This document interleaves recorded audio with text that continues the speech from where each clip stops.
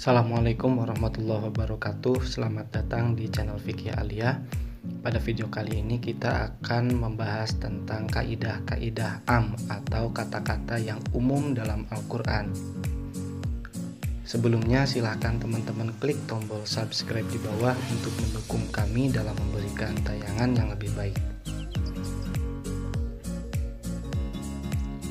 Menurut bahasa, am artinya adalah umum, merata, dan menyeluruh. Sedangkan menurut istilah dapat kita perhatikan uraian dari beberapa ulama berikut ini. Menurut Abu Husain Al-Bisri, sebagaimana dikutip oleh Muhammad Mustafa Al-Amidi, al-am huwa al-lafdul mustaghriqu li jami'i ma yasluhu lahu bihasabi wad'in wahidin. Am adalah lafadz yang menunjukkan pengertian umum yang mencakup satuan-satuan atau afrod yang terdapat dalam lafadz tanpa pembatasan jumlah tertentu. Menurut Imam Asy-Syaukani, pengertian am yaitu al-amu huwa lafdu wudi'a lid-dalalati ala afrodin ghairu mahsuraini ala sabilis sumuli wal istigroki. Am adalah suatu lafadz yang dipergunakan untuk menunjukkan suatu arti yang dapat terwujud pada satuan-satuan banyak tanpa batas. Artinya, am adalah sebuah lafadz yang digunakan dalam Al-Quran untuk menunjukkan arti luas yang tidak terbatas. Contoh seperti lafadz insan pada firman Allah Subhanahu wa taala dalam Quran surat Al-Asr ayat 2-3. Innal insana lafi khusrin illal ladzina amanu wa amilus solihati wa tawasau bil haqqi wa tawasau bis sabr. Sesungguhnya manusia itu benar-benar dalam kerugian. Lafadz insan yang artinya manusia dalam ayat ini yang disebut insan itu meliputi dan mencakup seluruh manusia. Jadi bukan hanya umat muslim saja, tapi non muslim pun masuk ke dalam al-insan dalam ayat ini. Bentuk lafadz am. Dalam bahasa Arab diketemukan bahwa lafadz-lafadz yang arti bahasanya menunjukkan makna yang bersifat umum. Di antaranya adalah sebagai berikut. Pertama, lafadz kullu dan jami'a. Seperti pada firman Allah Subhanahu wa taala, kullu nafsin dha'iqatul maut. Tiap-tiap yang berjiwa akan merasakan mati. Dan juga Quran surat Al-Baqarah ayat 29 yang berbunyi Walladzi khalaqalakum ma fil ardi jami'a, yang artinya dialah Allah yang menjadikan segala yang ada di bumi untuk kamu semua.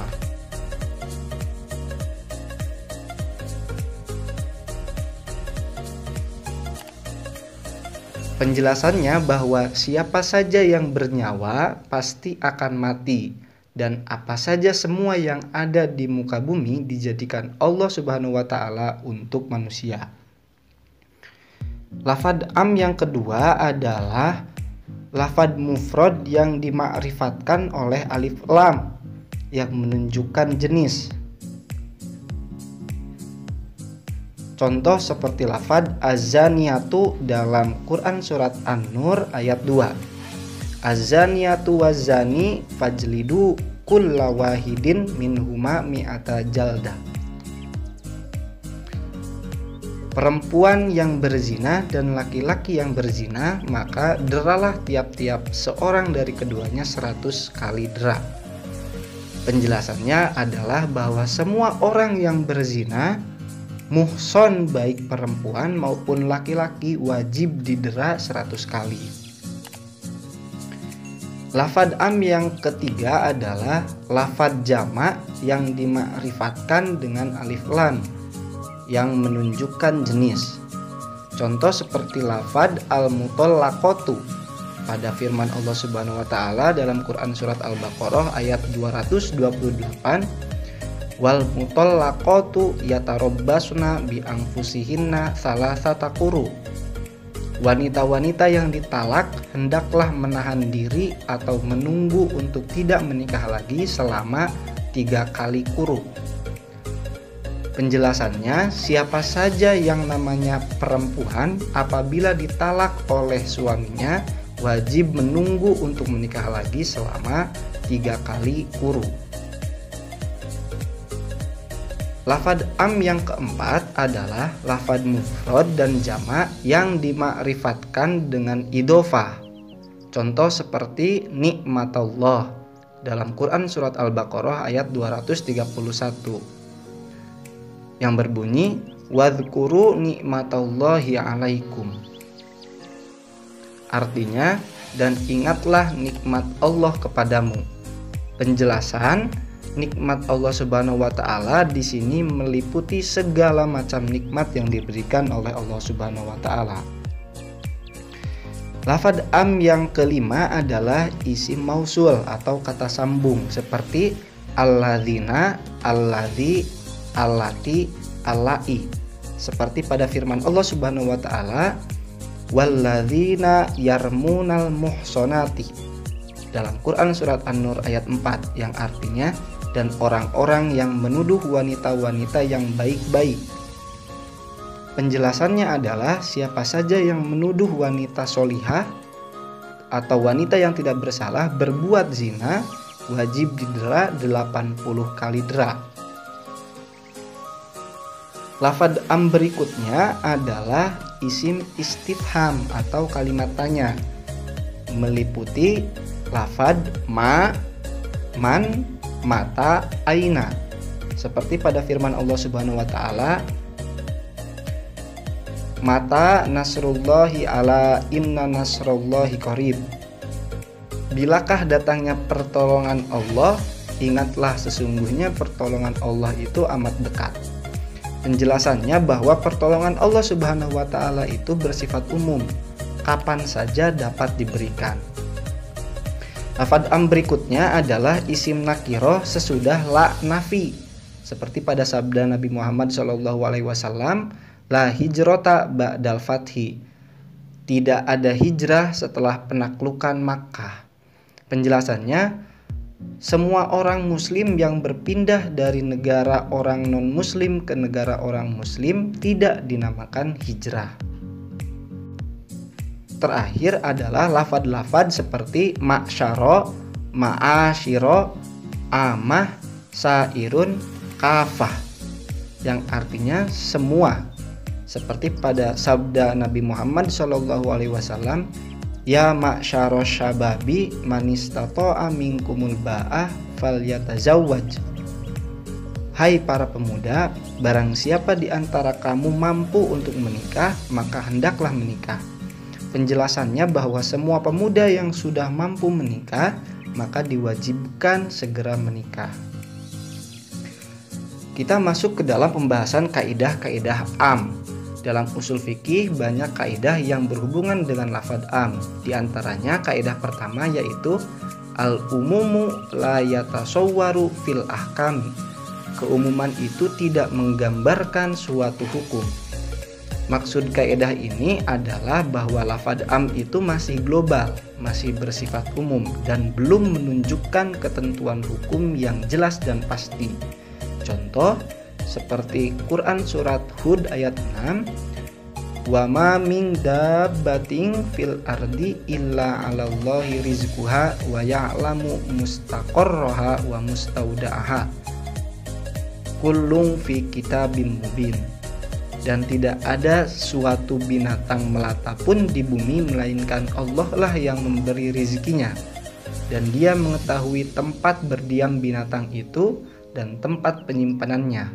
Semuanya tertulis dalam kitab yang nyata atau Lauhil Mahfud. Penjelasannya, semua binatang yang melata di bumi ini akan ditanggung rezekinya oleh Allah Subhanahu wa taala. Kalimat semua binatang melata mengandung pengertian keseluruhan jenis binatang melata yang ada di bumi ini, baik yang ada di daratan maupun di lautan. Kaidah kedua adalah al-mafhumu lahu umumun. Makna tersirat itu mempunyai bentuk umum. Maksud kaidah ini adalah makna tersirat atau disebut dengan mafhum dari sebuah kalimat menyimpan arti umum, belum jelas dan pasti.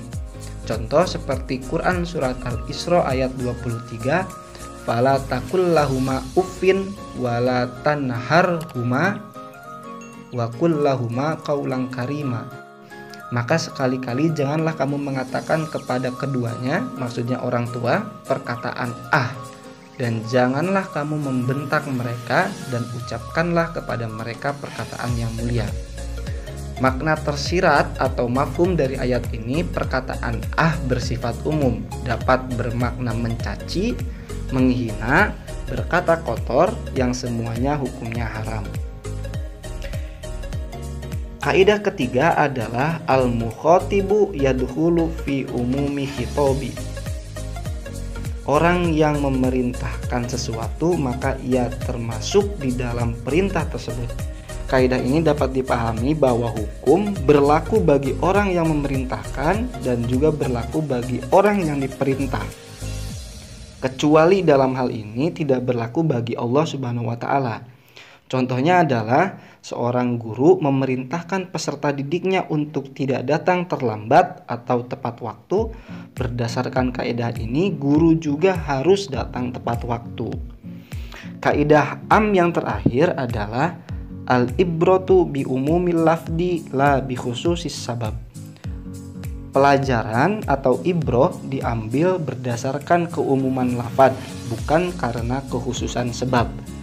Contoh sabda Nabi Muhammad SAW ketika ditanya tentang laut, maka Rasul menjawab,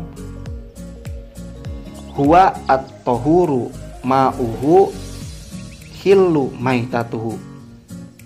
Bahwa Rasul bersabda tentang laut, hukum airnya suci dan mensucikan serta bangkainya halal. Demikian video kali ini, kita akan melanjutkan di video berikutnya tentang kaidah khos. Jangan lupa subscribe channel ini agar lebih bermanfaat.